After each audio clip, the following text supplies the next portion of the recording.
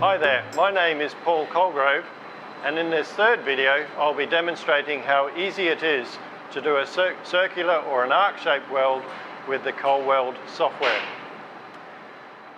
First of all, we need to load up a template that already has preloaded the ColWeld Arc programming node.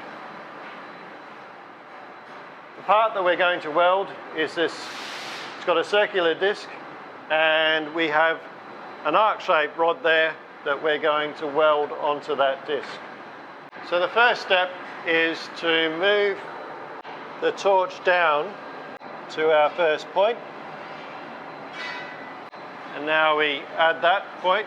When you're doing an arc weld, you need to have at least 3 points to capture the arc. So that's what we're doing now. We're capturing a point in the middle, and then finally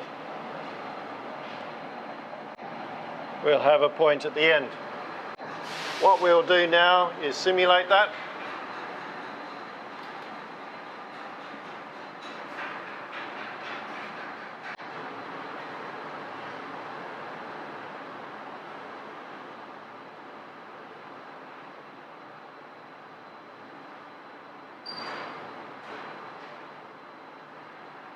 And now all we need to do is to put it into weld mode and do our weld.